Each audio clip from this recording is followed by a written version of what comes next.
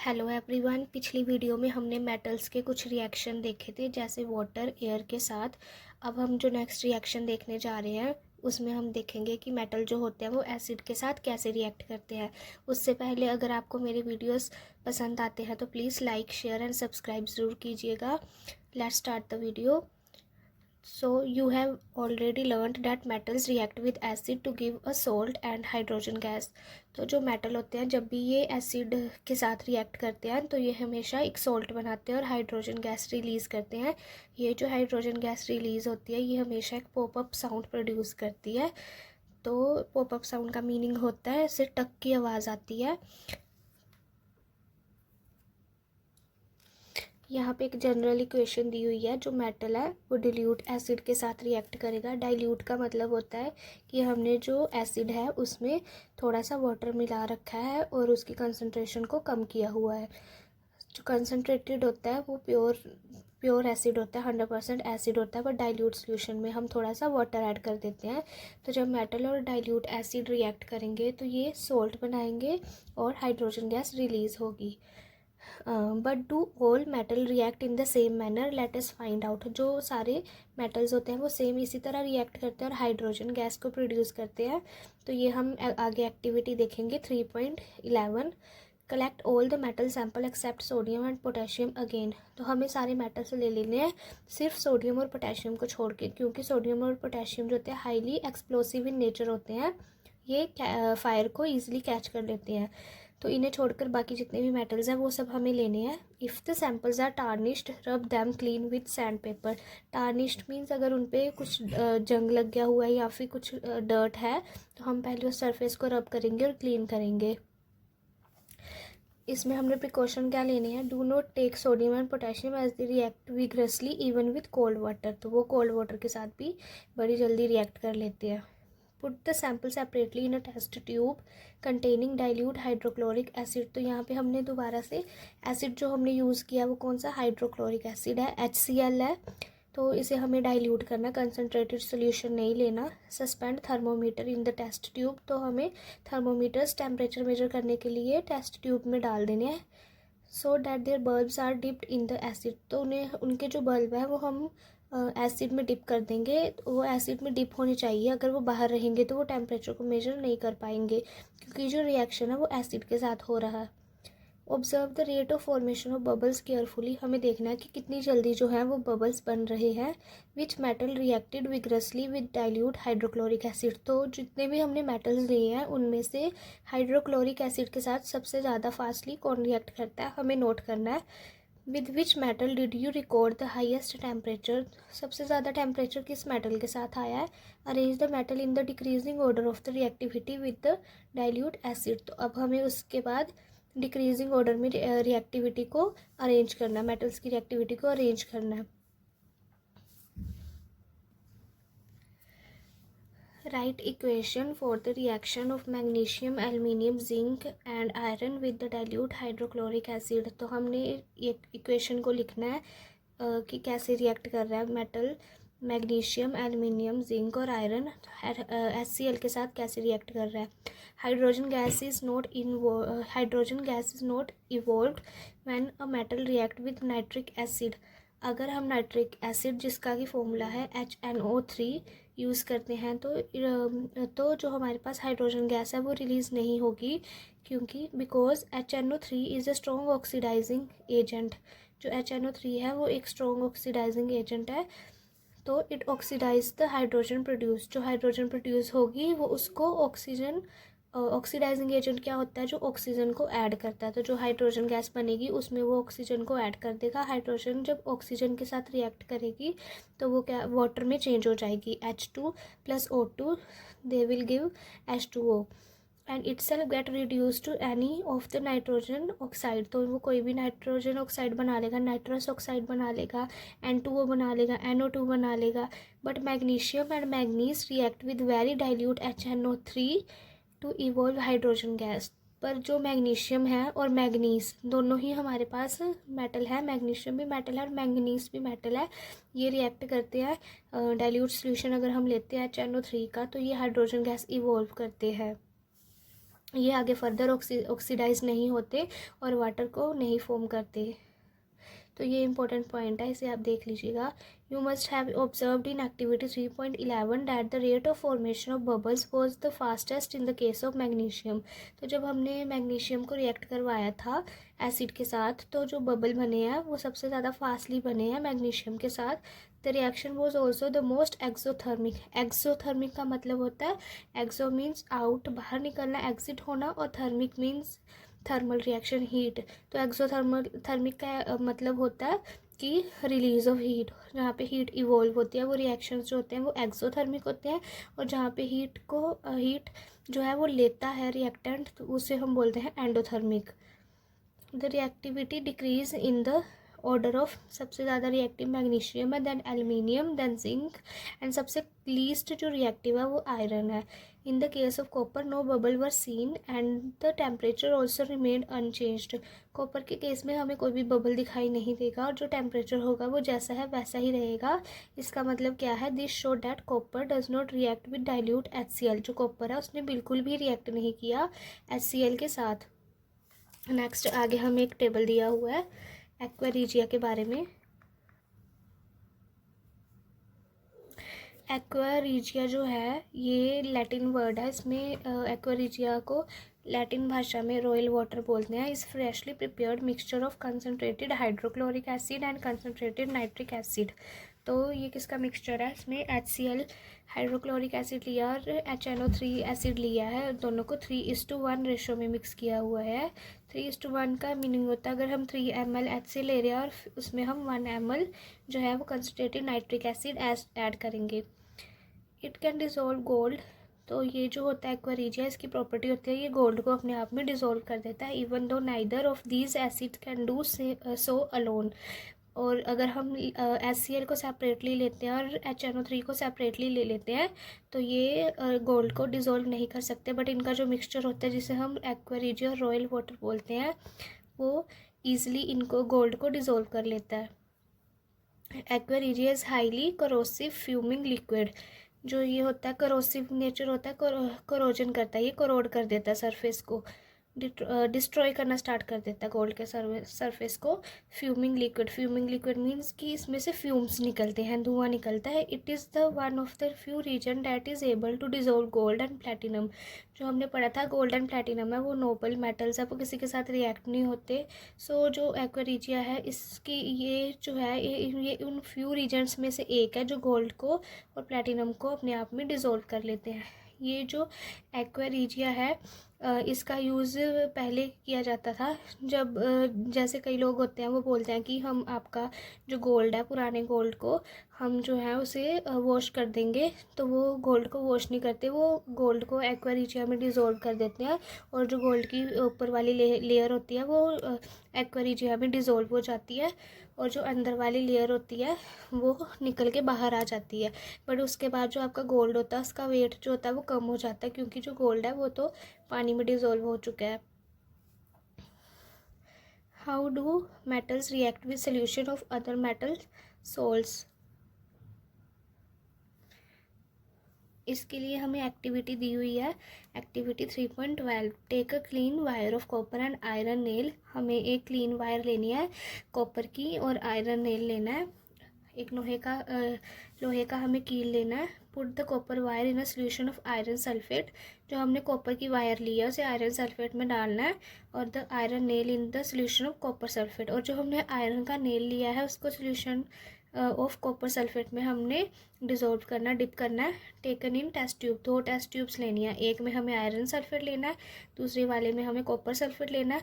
जो iron sulphate है उसमें हम कॉपर को ऐड करेंगे और कॉपर सल्फेट वाली में हम आयरन को ऐड करेंगे। Record your observation after 20 minutes. तो हमें उन्हें ऐसे ही 20 मिनट्स के लिए छोड़ देना और उसके बाद हम उन्हें ऑब्जर्वेशंस को नोट करेंगे।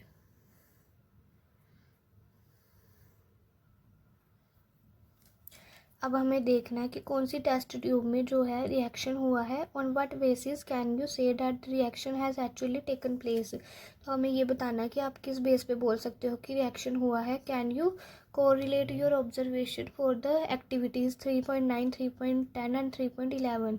तो जो है आप इन एक्टिविटीज़ को एक दूसरे से कोरिलेट कर सकते हो। Right a balanced equation for the reaction that has taken place. इनके लिए एक केमिकल इक्वेशन लिखो। Name the type of the reaction, और हमें बताना है कि ये कौन सी टाइप का रिएक्शन है। Reactive metals can displace less reactive metal from there compounds in the solution और मोल्टन फोम। तो बोलते हैं कि जो रिएक्टिव मेटल्स होते हैं वो अपने से कम रिएक्टिव मेटल को उनकी सोल्ट सोल्यूशन से या फिर उनकी मोल्टन मीन्स जो वो पिघले हुए होते हैं उस फॉर्म से वो अगर डिस्प्लेस कर सकता है more reactive metal less reactive metal को। We have seen in the previous sections that all the metals are not equally reactive. हमने प्रीवियस सेक्शंस में जो इतनी सारी एक्टिविटीज़ की हैं उनमें हमने देखा है कि हर एक मेटल जो होता है वो सिमिलरली रिएक्टिव नहीं होता। कोई ज़्यादा रिएक्टिव होता है, कोई लेस रिएक्टिव होता है। We checked the reactivity of various metals with oxygen, water and acids। ये हमने रिएक्शन पढ़ ली है। But all the metals do not react with these reasons. तो सारे मेटल तो इन रीजन्स के साथ रिएक्ट नहीं करते। हमने बहुत सारी एक्सेप्शंस भी पीछे पढ़ी हैं। So we were not able to put all the metal samples we had collected in decreasing order of their reactivity. तो हमने जितने भी मेटल्स हमने जितनी भी एक्टिविटीज़ की थी उसमें हमने मेटल्स को उनकी रिएक्टिविटी के अकॉर्डिंग डिक्रीजिंग ऑर्डर में अरेंज किया था। तो अब जो है हम displacement reaction studied in chapter 1 give better evidence about the reactivity of metals. जो हमने चैप्टर 1 में डिस्प्लेसमेंट रिएक्शंस पढ़े थे ये जो है एविडेंस दे सकते हैं हमें रिएक्टिविटी सीरीज़ को बनाने में। It is simple and easy. If a metal A displace metal B from its solution, it is more reactive than B। अगर जो हमारे पास मेटल A है वो अपने salt solution of metal B में से मेटल बी को डिस्प्लेस कर देता है तो वो जो मेटल ए होगा वो ज़्यादा रिएक्टिव होगा। विच मेटल कॉपर और iron is more reactive according to your observation in 3.12 activity. जो हमने एक्टिविटी की है उसमें आपके अकॉर्डिंग कौन सा मेटल जो है वो ज़्यादा रिएक्टिव है। तो इससे पहले हम ये डायग्राम देख लेते हैं और इसको एक्सप्लेन कर देते हैं। Reaction of metal with salt solutions. तो ये हमने दो टेस्ट ट्यूब्स ली हैं। एक टेस्ट ट्यूब में हमने आयरन नेल डाला, दूसरी टेस्ट ट्यूब में हमने कॉपर वायर डाली है और कॉपर वायर को हमने आयरन सल्फेट के सोल्यूशन में डिप किया है एंड आयरन नेल को हमने कॉपर सल्फेट सोल्यूशन में डिप किया हुआ है। और ऊपर से हमने दोनों टेस्ट ट्यूब कोक के साथ बंद कर दी है और ये रिएक्शन हमने करवा के देखी है। नेक्स्ट है द रिएक्टिविटी सीरीज़ है। तो ये जो हमारी रिएक्टिविटी सीरीज़ है ये ऐसे ही नहीं बन गई हुई है, ये हमने एक्सपेरिमेंट्स के थ्रू ये इस रिएक्टिव सीरीज़ को बनाया है। The reactivity series is a list of metals arranged in the order of their decreasing activities. तो ये जो रिएक्टिविटी सीरीज़ है इसमें हमने मेटल्स को इस तरह अरेंज किया हुआ है ताकि वो अपनी डिक्रीजिंग रिएक्टिविटी के ऑर्डर में लग सकें।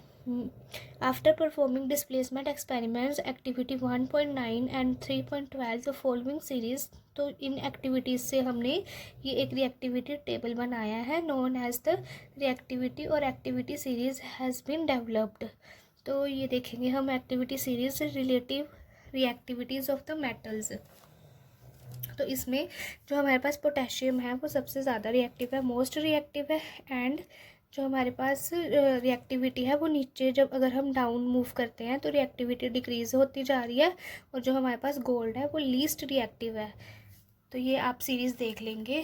तो इसमें क्या है, पोटेशियम सबसे ज़्यादा रिएक्टिव है, देन सोडियम है, देन कैल्शियम है। तो कैल्शियम का सिंबल है हमारे पास Ca, मैग्नीशियम का सिंबल Mg।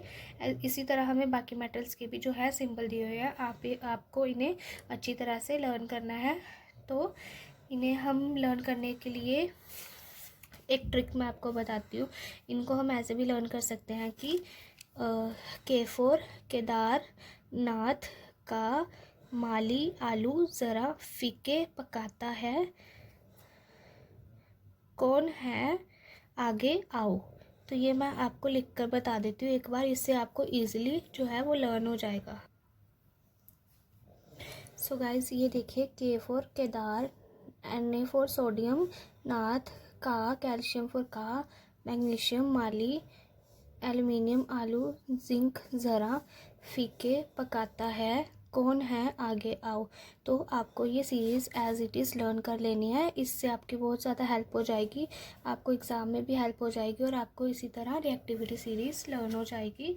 तो ये जो सीरीज़ है ये डाउन द ग्रुप है, decreasing order of their reactivity means कि ये जो है मोर रिएक्टिव है, पोटेशियम हमारे पास मोर रिएक्टिव है, और ये जो है गोल्ड ये हमारे पास लीस्ट रिएक्टिव है।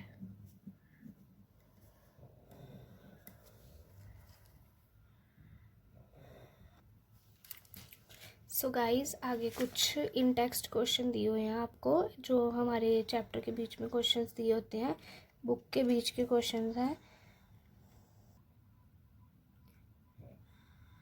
सो गाइस ये आपके एक्सरसाइज के क्वेश्चन है, इन टेक्स्ट क्वेश्चन है। तो जो पहला क्वेश्चन है वो है why is sodium kept immersed in kerosene oil. जो सोडियम है हम उसको कैरोसिन ऑयल में क्यों स्टोर करके रखते हैं, तो इसका रिएक्शन हम देखेंगे। तो इसका रिएक्शन है sodium is highly reactive so it is kept immersed in kerosene oil to prevent its reaction with oxygen moisture and carbon dioxide of air to prevent accidental fire.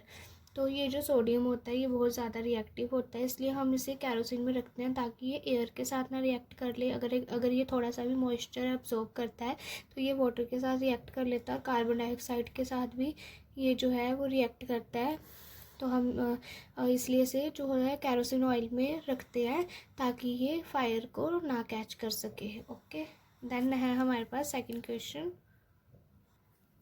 Second question है जो हमारे पास, उसमें हमें जो है equation लिखनी है। Right the equation for the reaction of iron with steam. जो आयरन स्टीम के साथ रिएक्ट करता है, and calcium and potassium with water.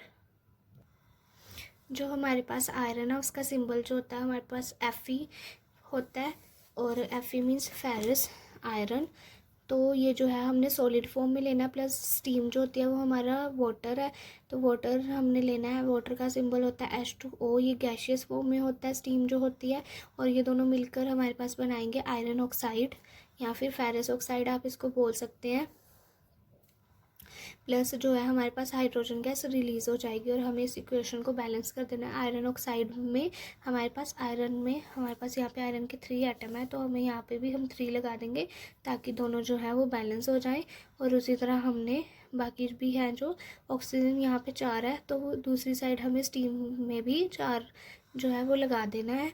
तो इसी तरह हमारी इक्वेशन बैलेंस हो जाएगी। जो सेकंड रिएक्शन था उसमें हमारे पास था कि कैल्शियम कैसे रिएक्ट करता है, कैल्शियम एंड पोटेशियम कैसे रिएक्ट करता है वाटर के साथ। तो ये हम रिएक्शन देखेंगे। इसमें हमें कैल्शियम जो है वो सॉलिड फॉर्म में लिया है, और वाटर है वो लिक्विड फॉर्म में लिया है। तो ये हमारे पास बन जाएगा कैल्शियम हाइड्रोक्साइड, ठीक है। क्योंकि जो हमारे पास कैल्शियम है उसकी वैलेंसी हमारे पास होती है +2, और हाइड्रोक्साइड की वैलेंसी होती है -1। तो ये हमारे पास CaOH2 जो है फॉर्मूला बन जाएगा, प्लस हाइड्रोजन गैस रिलीज हो जाएगी।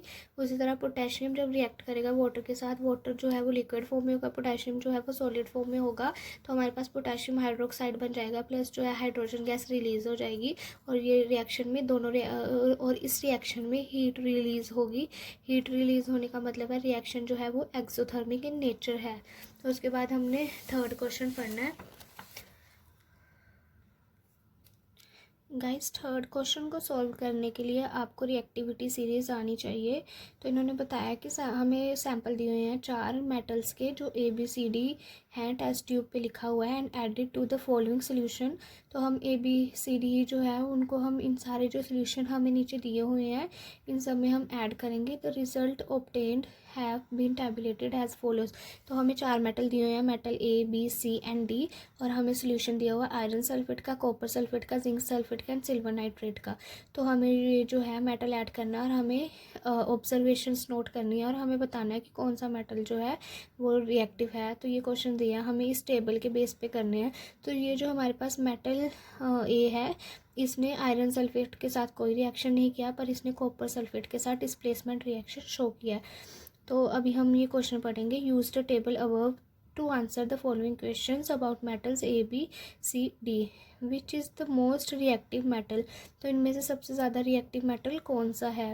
गाइस एक चीज़ देखिए आप, ये जो मेटल हमें डी दिया हुआ है, इसने चारों सोल्यूशन के साथ, किसी भी सोल्यूशन के साथ कोई भी रिएक्शन नहीं किया, मीन्स कि इसकी कैपेबिलिटी नहीं है कि ये किसी भी मेटल को उसके सोल्यूशन में से डिस्प्लेस कर सके। तो ये जो डी होगा ये सबसे ज़्यादा लीस्ट रिएक्टिव होगा। उसी तरह ये जो हमारे पास सी है, सी ने सिर्फ सिल्वर नाइट्रेट के साथ डिस्प्लेसमेंट रिएक्शन शो किया है। और अगर हम रिएक्टिविटी सीरीज़ देखें तो सिल्वर जो है वो लीस्ट रिएक्टिव मेटल है। तो मीन्स कि डी से थोड़ा ज़्यादा रिएक्टिव जो होगा वो सी मेटल होगा।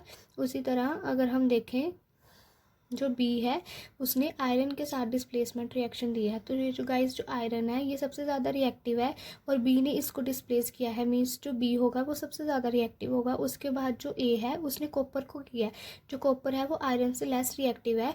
तो ए जो होगा वो बी से लेस रिएक्टिव होगा, देन सी होगा और जो डी होगा वो लीस्ट रिएक्टिव होगा। तो आप थ्योरी भी देख लीजिए कैसे लिखना है इस रिएक्शन को। यहाँ देखिए, metal B is most reactive as it gives displacement reaction with iron sulphate. तो ये जो आयरन होता है ये सबसे ज़्यादा रिएक्टिव होता है, सिंस बी ने आयरन को उसके सोल्यूशन में से डिस्प्लेस कर दिया है। तो ये जो बी होगा वो सबसे ज़्यादा रिएक्टिव होगा। तो उसके बाद जो हमारे पास बी पार्ट दिया हुआ है वो मैं आपको पढ़ के सुना देती हूँ। तो यहाँ पे दिया हुआ है, what would you observe if B is added to a solution of copper second sulfate। अगर हम B को कॉपर सल्फेट के सोल्यूशन में डाल देते हैं तो आप क्या ऑब्जर्व करोगे। जब हम when metal B is added to copper second sulfate displacement reaction take place, तो जब हम B को कॉपर सल्फेट में डालेंगे तो डिस्प्लेसमेंट रिएक्शन होगा because of which blue colour of copper sulphate, जो कॉपर सल्फेट होता है, कॉपर हमारा ब्लू कलर का होता है, solution will fade and red brown deposit of copper will form on metal B. तो ये जो है हमारे पास कॉपर सल्फेट का ब्लू कलर ये फेड हो जाएगा और एक रेड ब्राउन कलर का डिपॉजिट होगा। ये जो रेड ब्राउन कलर है ये किसका है, ये कॉपर का है, will form on metal B. तो मेटल बी पे एक कॉपर का रेड ब्राउन कलर की लेयर जो है वो डिपॉजिट हो जाएगी। आगे है हमारा थर्ड क्वेश्चन। थर्ड क्वेश्चन में हमें, थर्ड पार्ट में हमें दिया arrange the metal A B C D in the order of the decreasing reactivity. ये तो मैंने आपको पहले ही समझा दिया था, एक बार हम देख लेते हैं इसे लिखना कैसे है।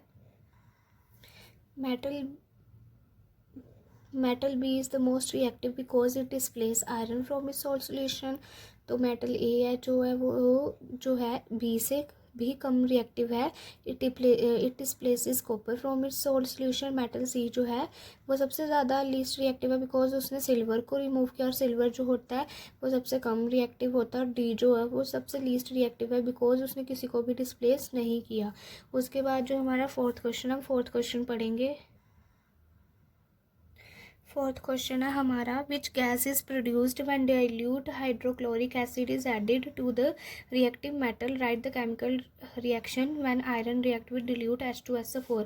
तो उन्होंने बोला है कि जब जो हमारे पास हाइड्रोक्लोरिक एसिड है इसका डाइल्यूट सोल्यूशन हम लेते हैं तो कौन सी गैस प्रोड्यूस होती है जब वो मेटल के साथ रिएक्ट करता है। तो अब हमने पीछे पढ़ा था थ्योरी में कि हाइड्रोजन गैस जो होती है वो इवॉल्व होती है। तो हमें केमिकल इक्वेशन लिखनी है जब हमारा आयरन नेल है वो डाइल्यूट H2SO4 के साथ रिएक्ट करता है। तो गाइज एक बात याद रखनी है, एसिड चाहे जो मर्जी हो हमारी हमेशा हाइड्रोजन गैस इवॉल्व होगी।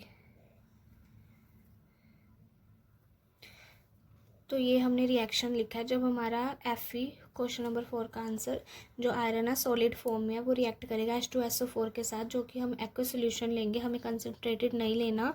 उसके बाद जो है हमारे पास फेरस सल्फेट बनेगा, आयरन सल्फेट बनेगा और जो है हाइड्रोजन गैस इवॉल्व हो जाएगी। नेक्स्ट क्वेश्चन है हमारा, what would you observe when zinc is added to the solution of iron second sulphate, write the chemical reaction that takes place. तो क्वेश्चन के अकॉर्डिंग जब हम जिंक को ऐड करते हैं, what would you observe when zinc जो है हम ऐड करते हैं किसमें, आयरन सल्फेट के सोल्यूशन में, तो हमें उसके लिए केमिकल इक्वेशन लिखनी है। इसमें हम देखेंगे कि जो जिंक है वो ज़्यादा रिएक्टिव है आयरन से, तो क्या होगा, जिंक जो होगा डिस्प्लेस कर देगा आयरन को फ्रॉम इट्स सॉल्ट सोल्यूशन। तो रिएक्शन हम लिखेंगे आयरन सल्फेट जो कि हमारे पास पेल ग्रीन कलर का होता है, जब हम इसमें जिंक को ऐड करेंगे तो जिंक सल्फेट बन जाएगा और आयरन डिस्प्लेस हो जाएगा इसके सोल्यूशन में से। तो ये हमारे पास बन जाएगा colourless solution of zinc sulphate.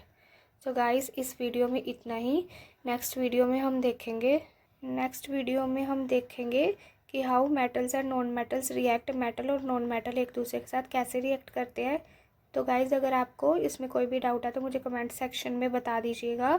और अगर आपको मेरा वीडियोस पसंद आते हैं तो प्लीज़ इसे लाइक शेयर और सब्सक्राइब ज़रूर कीजिएगा। थैंक्स। बाकी मिलते हैं हम नेक्स्ट वीडियो में। Thank you so much.